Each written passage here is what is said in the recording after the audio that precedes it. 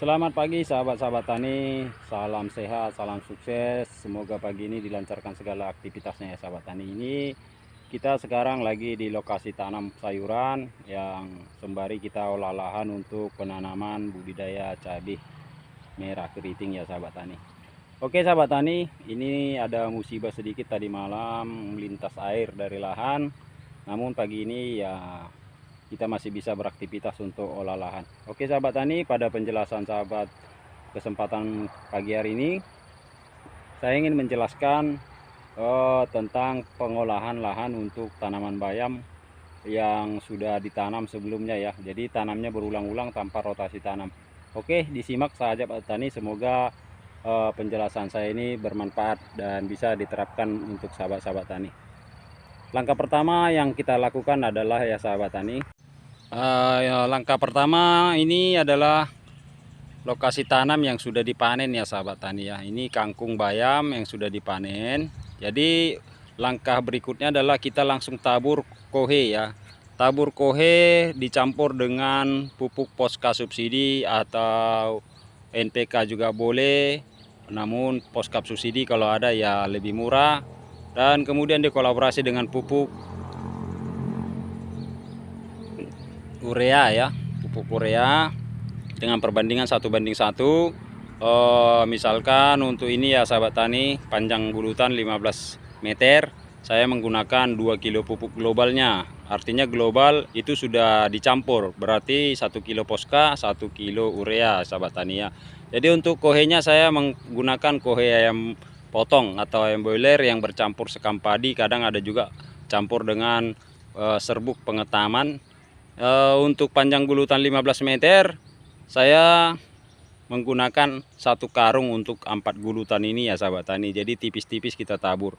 Nah kemudian yang pertama kita tabur kohenya, kemudian kita tabur pupuk Posca dengan urea yang sudah dicampur tadi, ditabur secara merata. Kemudian ya sahabat tani, langkah selanjutnya kita pacul ya. Kita pacul, kita cangkul bagian dalamnya saja sahabat tani seperti ini ya.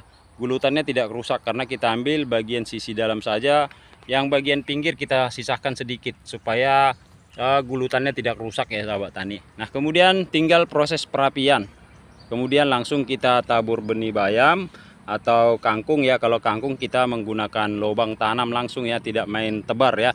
Kita gunakan alat seadanya saja untuk melubangi dengan jarak tanam 10 cm. Kemudian kita isi 2 hingga 3 butir biji kangkung ya sahabat tani. Kalau untuk bayam ya sahabat tani, untuk panjang gulutan seperti ini kita menggunakan bibit bayam kisaran 10 gram ya sahabat tani, 10 gram lebih ya. Untuk 1 sendok besar itu ya, 1 sendok besar itu kita pakai 1,5 sendok sahabat tani, 1,5 sendok makan besar.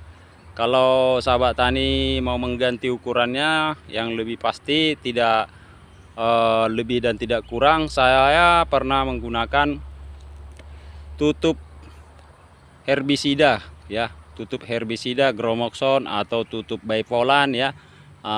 Itu kita penuhkan penuh.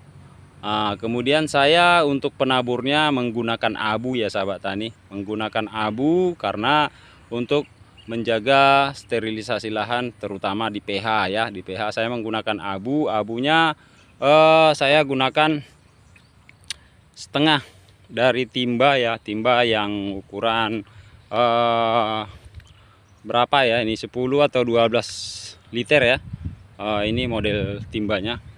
Kalau sahabat-sahabat tani tidak memiliki abu, bisa juga menggunakan dolomit ya sahabat tani atau kapur pertanian. Ini timbanya, timba yang sebesar ini ya. Jadi kalau untuk pemakaian dolomit cukup memakai sebatas ini saja, atau boleh dikatakan sekitar 2 kilo 3 kiloan lah ya sahabat tani ya untuk penaburnya. Jadi kita tabur tipis-tipis secara merata ya. Kemudian disiram ya sahabat tani biar lembab, baru ditutup seperti yang ini kita penaburan bayam. Ini bayam yang sudah ditutup. Kalau kangkung juga kita tutup dengan menggunakan mulsa, karung juga boleh. Nah, tujuannya ketika curah hujan atau turun hujan nanti medianya tidak rusak, jadi pertumbuhannya bisa maksimal. Nah, biasanya kalau benihnya bagus ya, perkecambahannya ini cukup 2 malam kita tutup sudah berkecambah. Terus kita buka, misal kita tabur sore, lusa sorenya kita buka ya sahabat tani, itu sudah tumbuh. Nah, ini bayam, dan ini yang sudah kita tabur masih usia 5 ya hari, 5 HST.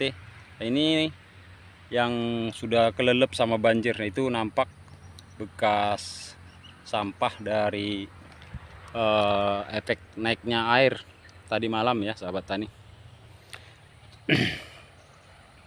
Oke sahabat tani, untuk pengolahan lahannya seperti yang saya jelaskan.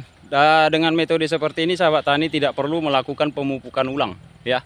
Tidak perlu melakukan pemupukan ulang. Pupuk dasarnya itu saja, itu sampai panen. Hanya saja ya sahabat tani, kita boleh bantu dengan JPT, misalkan kita menggunakan bawang merah ya, bawang merah atau hormon-hormon lainnya. Dan jangan lupa juga sahabat tani digunakan mikroba pengurai. Kita sudah jelaskan boleh pakai Kohe cair plus itu yang sudah lengkap dengan mikrobanya ya sahabat tani. Jadi saya tidak setiap saat menggunakan mikroba pengurai. Jadi di saat-saat tertentu. Namun pada olahan pertama wajib ya sahabat tani untuk olahan pertama. Jadi nanti untuk mikrobanya bisa kita suplai lewat spray, bisa juga ya, bisa kita mix dengan asam amino misalkan ya sahabat tani, atau dengan nitro atau dengan PSB. Jadi mikroba pengurainya kita langsung mix saja dengan larutan tersebut, baru kita aplikasikan ke tanaman sahabat tani. 2-3 kali penyepraian sahabat tani saya rasa sudah cukup, dan modalnya sangat-sangat irit. Ini mungkin besok sudah bisa dipanen. Panjang gulutan 15 meter dengan jarak tanam 10 cm. Ini bisa menghasilkan olahan pertama, lahan yang pertama ini ya, baru ditanam, belum dikatakan tergolong subur, tapi masih lumayan, tanamannya masih tumbuh dengan hijau. Ini bisa menghasilkan 80 ikat bayam, panjang gulutan 15 cm. Namun ini belum tergolong hasil paling tinggi. Kenapa ya sahabat tani? Kalau tanahnya sudah subur, ini sahabat tani, kangkung ini pasti ada tunas, dia tunas. Nah ini di bawah nggak ada tunas. Kita tanam 2, kita tanam 3, ada yang 1 ya. Mungkin bijinya nggak tumbuh. Ini yang ditanam rata-rata 2, tapi ada yang 1, tapi nggak ada tunasnya ya sahabat tani. Jadi kalau ada tunasnya, akhirnya nanti muatannya akan semakin banyak, hasil panennya semakin banyak. Ini tandanya bahwa tanah ini belum benar-benar masuk kategori subur ya, tapi masih standar. Ini akibat kita langsung olah lahan dengan maksimal ya, dengan maksimal kita kontrol pH-nya, kita bermain mikroba pertanian, dan kita juga kolaborasi pupuk kimia sintetisnya dengan berbagai macam nutrisi yang kita olah sendiri dari bahan-bahan organik yang ada di alam sekitar sahabat tani. Jadi sangat minim modalnya, namun hasilnya lumayan ya sahabat tani. Dan yang kedua, kita memiliki keuntungan bahwa ekosistem media tanam ini tetap terjaga.